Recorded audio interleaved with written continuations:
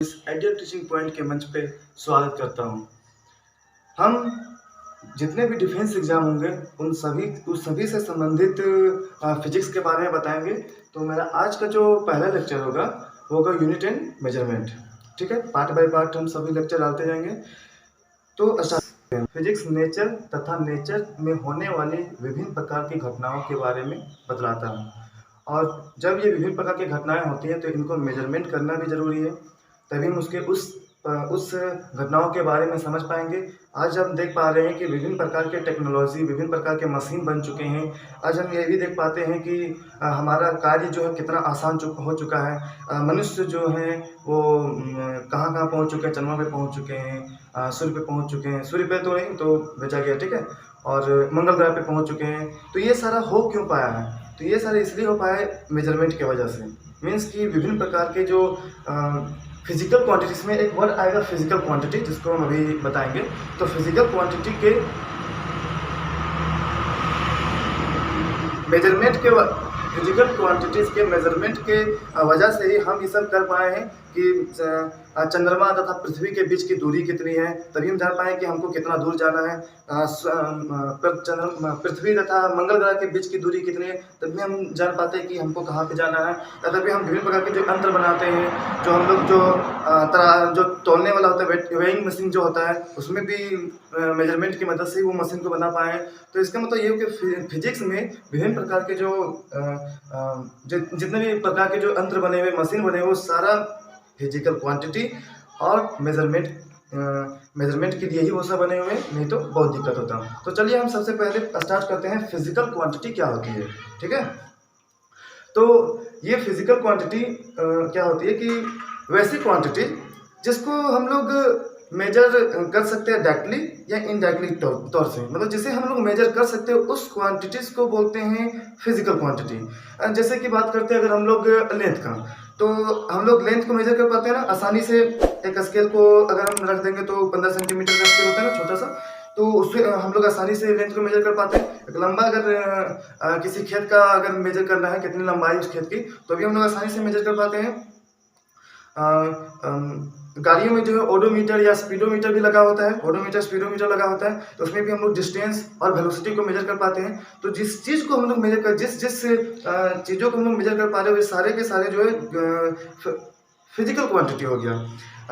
तो इसका मतलब ये होगा लेंथ, वेलोसिटी, फोर्स, डिस्टेंस, ये सारे के सारे फिजिकल क्वांटिटी होगी। आया ना समझ में? ठीक है, देखिए फिजिकल क्वांटिटी, ठीक है ना। तो वैसे राशियां, वैसे फिजिकल क्वांटिटी का हिंदी में बोलेंगे ना, तो इसका हिंदी होगा भौतिक राशियां। तो वैसे राशियां मीन्स कि वैसे क्वांटिटी जिसको हम लोग मेजर कर सकते हैं, चाहे हम अपने खुद से करें या तो फिर किसी मशीन के मदद से करें, बस मेजर कर पाएंगे, उसी को कहेंगे फिजिकल क्वांटिटी। और हम इन सारे जो फिजिकल क्वांटिटी है, इसको हम लोग आसानी से फिजिक्स के विभिन्न विभिन्न नियमों को एक्सप्रेस कर सकते हैं, दिखा सकते हैं विभिन्न प्रकार के नियमों को। जैसे न्यूटन्स का, जैसे आप लोग सुने न्यूटन्स का सेकेंड नियम होता है, rate of change in momentum is equal to force, ये होता है ना। तो ये भी जो हम लोग एक्सप्रेस कर पाते हैं, फोर्स बराबर m है, वो कैसे पकड़ पाते हैं? यही फिजिकल क्वांटिटी की मदद से, ठीक है ना। और इसमें एक यूनिट भी आता है, इस यूनिट की मदद से ही कर पाते हैं। तो ये इस तरह से बोल सकते हैं ना कि फिजिकल क्वांटिटी, यूनिट, मेजरमेंट, ये सारे के सारे जो है वो फिजिक्स का एक बेसिक चीज़ है। इसके बिना फिजिक्स का कोई अस्तित्व ही नहीं है, ठीक है ना। Any problem? तो यहाँ पे फिजिकल क्वांटिटी, तो लेंथ हो गया, और जैसे कि हम लोग बोल सकते हैं लेंथ हो गया, या फिर एरिया हो गया, या तो फिर फोर्स हो गया, ठीक है ना, या तो फिर मोमेंटम हो गया, मोमेंटम हो गया, ठीक है, मोमेंटम हो गया। जैसे कि अगर हम बात करते हैं इम्पल्स, इम्पल्स हो गया, इसके बारे में बताएंगे, ठीक है।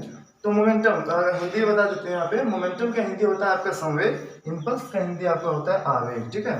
तो ये सारी जितनी भी क्वांटिटीज हो गई, जो भी आप लोग फिजिक्स, केमिस्ट्री, हर जगह पे, इनफैक्ट कि मैथ में भी हम लोग प्रयोग करते हैं, वे सारे फिजिकल क्वांटिटी कहलाते हैं, ठीक है ना। अब फिजिकल क्वांटिटी के दो प्रकार होते हैं, एक होता है फंडामेंटल फिजिकल क्वांटिटी और एक होता है डिराइव्ड फिजिकल क्वांटिटी, ठीक है। तो फंडामेंटल फिजिकल क्वांटिटी किसको कहते हैं ना, कि वैसे क्वांटिटी जिसको मेजरमेंट करने के लिए किसी दूसरी क्वांटिटी की आवश्यकता नहीं होती है। वैसे क्वांटिटी जिसको मेजरमेंट करने के लिए किसी दूसरे क्वांटिटीज की आवश्यकता नहीं होती, उस क्वांटिटी को कहते हैं फंडामेंटल फिजिकल क्वांटिटी। और डिराइव्ड फिजिकल क्वांटिटी किसको बोलते हैं? तो वैसे फिजिकल क्वांटिटी जिसको दिखाने के लिए या फिर मेजर करने के लिए किसी दूसरे फिजिकल क्वांटिटी की आवश्यकता पड़ती है, ठीक है ना। जो ऐसे फिजिकल क्वांटिटी जिसको मेजर करने के लिए किसी दूसरे फिजिकल क्वांटिटी की आवश्यकता पड़ती है, तो उस प्रकार के क्वांटिटीज को हम लोग बोलते हैं डिराइव्ड फिजिकल क्वांटिटी। आइए देखते हैं यहाँ पे हम। तो फिजिकल क्वांटिटी के दो प्रकार होते हैं, ठीक है ना।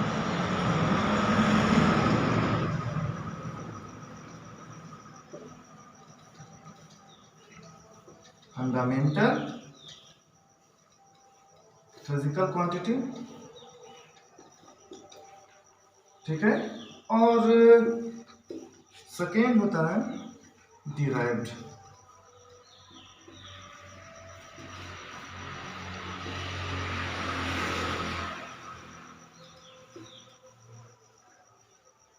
आप लोग को थोड़ा आवाज भी आता होगा बाहर का, तो आप लोग थोड़ा इसको इग्नोर कीजिएगा, ठीक है, थोड़ा दिक्कत हो जाता है। तो आपका ये फंडामेंटल फिजिकल क्वांटिटी और एक derived physical quantity, physical quantity के दो पार्ट्स होते हैं, ठीक है ना। तो ये फंडामेंटल फिजिकल क्वांटिटी हम बोले कि वैसे फिजिकल क्वांटिटी जो किसी दूसरे फिजिकल क्वांटिटी पे डिपेंड नहीं करता है, ठीक है। और डिराइव बोले जो दूसरे फिजिकल क्वांटिटी पे डिपेंड करता है, इसका हम अंतर करके ही समझाएंगे ना, तो आप लोग को समझ में आएगा। तो एग्जाम्पल हम लेते हैं डिराइव्ड का, पहले डिराइव्ड करेंगे, उसके बाद आपको फंडामेंटल का बताएंगे। तो डिराइव्ड एग्जाम्पल जैसे हम ले लेते हैं फोर्स। तो फोर्स बराबर क्या होता है? Mass into acceleration. और ये आता कहाँ से? तो ये आता है न्यूटन के सेकंड लॉ से, ठीक है ना, न्यूटन लॉ ऑफ मोशन का सेकंड नियम। तो मास इनटू एक्सेलरेशन, ठीक है, बल बराबर द्रव्यमान गुना त्वरण, ये होता है आपका। तो ये आपको वास्तव हम देख पा रहे हैं यहाँ पे फोर्स हम निकालने के लिए इस फोर्स को, ये फोर्स मेरा क्या है? फिजिकल क्वांटिटी हो गया। मास को भी मेजर कर पाते हैं ना, मास भी फिजिकल क्वांटिटी हो गया। एक्सेलरेशन त्वरण को भी मेजर कर पाते हैं ना, त्वरण भी आपका मतलब एक्सेलरेशन भी आपका फिजिकल क्वांटिटी हो गया, ठीक है। तो फोर्स बराबर मास इंटू एक्सेलरेशन। तो आपका ये जो मास है, अगर यहाँ पे मास को हटा देंगे तो क्या हम फोर्स को निकाल पाएंगे? नहीं निकाल पाएंगे। अगर हम यहाँ पे एक्सेलरेशन को हटा देंगे तो क्या हम फोर्स को निकाल पाएंगे? नहीं निकाल पाएंगे। मतलब हमको फोर्स को निकालने के लिए हमको मास भी चाहिए और एक्सेलरेशन भी चाहिए, ठीक है ना। फोर्स को निकालने के लिए मास भी चाहिए, एक्सेलरेशन भी चाहिए। अगर हम दूसरा एग्जांपल लेते हैं वेलोसिटी। तो वेलोसिटी निकालने के लिए वेलोसिटी का फॉर्मूला क्या होता है? Distance time by time, distance बटा टाइम, ठीक है ना। तो वेलोसिटी निकालने के लिए हमको डिस्टेंस की भी आवश्यकता होगी। वेलोसिटी निकालने के पहले हमको डिस्टेंस की भी आवश्यकता होगी और टाइम की भी आवश्यकता होगी। अगर हम डिस्टेंस मेजर ही नहीं करें तो क्या हमको यहाँ पे वेलोसिटी के बारे में जान पाएंगे? क्या वेलोसिटी निकल पाएगा? नहीं निकल पाएगा। मतलब ये हुआ कि इस तरह के फिजिकल क्वांटिटी को निकालने के लिए फोर्स, वेलोसिटी, इम्पल्स भी यही चीज हो जाता है। फोर्स इम्पल्स भी यही होता है, और एक फोर्स इनटू टाइम होता है, ठीक है। तो इसको भी निकालने के लिए फोर्स होता है। तो फोर्स, वेलोसिटी, इम्पल्स, मोमेंटम भी, तो ये सारे फिजिकल क्वांटिटी को निकालने के लिए किसी दूसरे फिजिकल क्वांटिटी, देखिए ये सारी फिजिकल क्वांटिटी की आवश्यकता पड़ रही है। इसलिए इन तीनों को या फिर इससे और ज्यादा बहुत सारे फोर्स, वेलोसिटी, इम्पल्स, इन सभी को डिराइव्ड फिजिकल क्वांटिटी कहेंगे। कोई दिक्कत? अब देखिए फंडामेंटल। तो फंडामेंटल में डिपेंड ही नहीं, किसी दूसरे पे डिपेंड ही नहीं करेगा। जैसे बोलते हैं किसी दूसरे क्वांटिटी पे डिपेंड नहीं करेगा, फंडामेंटल फिजिकल क्वांटिटी, ठीक है। तो ये आपका मास है। क्या आपको किसी का अगर आप द्रव्यमान तोलते हैं, द्रव्यमान को तोलते हैं या मापते हैं, तो क्या आपको किसी दूसरे क्वांटिटी की आवश्यकता नहीं है, ठीक है ना। एक साइड में बटखरा रख लीजिए और एक साइड में आलू रख लीजिए, आसानी से तराजू में तोल के। क्या हम लेंथ के मेजर करने के लिए क्या लेंथ को मेजर करने के लिए क्या एक से ज़्यादा क्वांटिटी की आवश्यकता होती है? नहीं होती है। आसानी से हम लोग लेंथ को एक ही बार में मेजर कर पाते हैं। हमको उसके लिए अलग से कोई दूसरा क्वांटिटी की भी आवश्यकता होती है? नहीं होती है, ठीक है। लेंथ हो गया, मास हो गया, उसी तरह से आपका इलेक्ट्रिक करंट भी होता है, ठीक है। उसी तरह से आपका टेम्परेचर भी होता है। ठीक है। उसी तरह से आपका जो है, अच्छा किसी भी पार्टिकल्स को गिनने के लिए क्या आपको उसके लिए भी अलग से कोई फिजिकल क्वांटिटी की आवश्यकता होती है? नहीं होती है। जैसे कि एक आपका यहाँ पे एक और होगा फंडामेंटल फिजिकल क्वांटिटी में, नंबर ऑफ पार्टिकल्स भी आपका फिजिकल क्वांटिटी हो जाएगा, ठीक है ना, फंडामेंटल फिजिकल क्वांटिटी। क्योंकि ये नंबर ऑफ पार्टिकल्स मतलब पार्टिकल्स को गिनते हैं तो वो भी तो एक मापना ही हुआ ना। नंबर ऑफ पार्टिकल मतलब पार्टिकल्स को अगर हम गिन रहे हैं तो वो भी तो एक मेजरमेंट ही हुआ ना।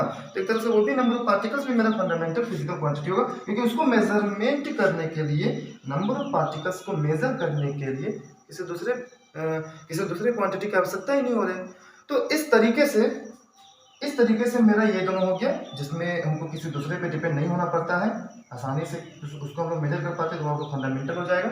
और डिराइव जिसमें दो या दो से ज़्यादा क्वांटिटी पे जिस पे डिपेंड होना पड़ रहा है, वो सारा हो जाएगा डिराइव्ड फिजिकल क्वांटिटी, ठीक है ना। तो आज के लिए इतना ही, और आप लोग सब अच्छे हैं ना, ठीक है, धन्यवाद।